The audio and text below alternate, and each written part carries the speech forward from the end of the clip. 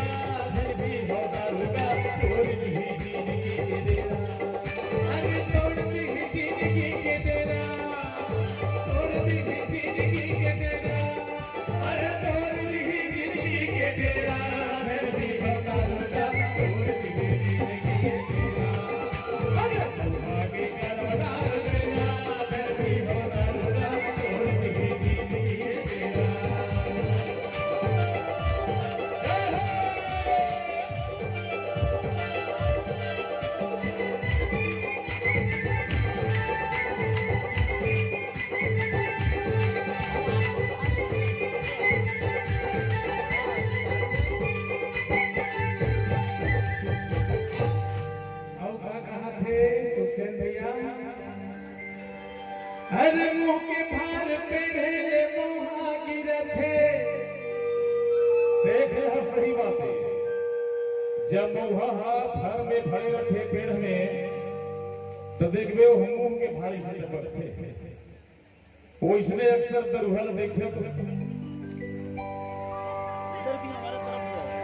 चतुर्वेदी जी वो हिलन डुलाते थे कैसे हर मुंह के भार पे ढेले मोहा गिरथे। ऐसे गिरई दी तोला हर झगपी बेदारोगा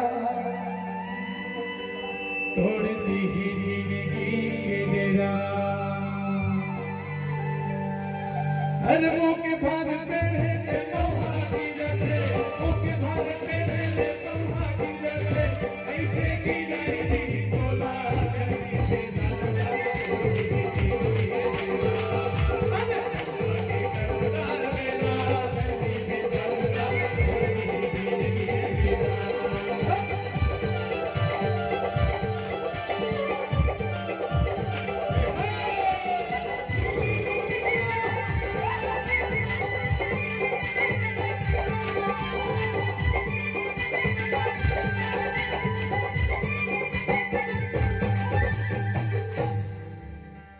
अरे 4 दिन ये मोहाला हड़िया मंसारो थे। ये दारू उतरैया बार मोहाला 4-5 दिन हड़िया इतना सरो थे। और दारू पी रहे शरीर तलाव खर सर जाते।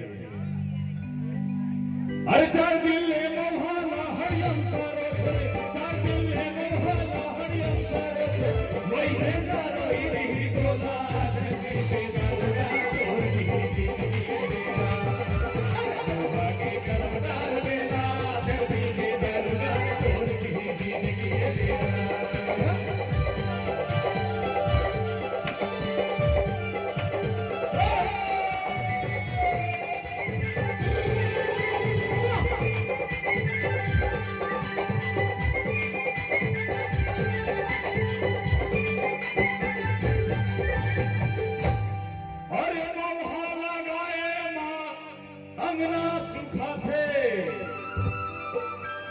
देखबे जेकर घर में कहो मोहा के पेड़ हो गए ओकर अंगना बहुत जल्दी सूखा जाए। वो इसलिए मोहा ला सेवन करे से अगर पानी ला ये शरीर घनाल सूख जाते। अरे मोहा लगाए अंगना सूखा थे।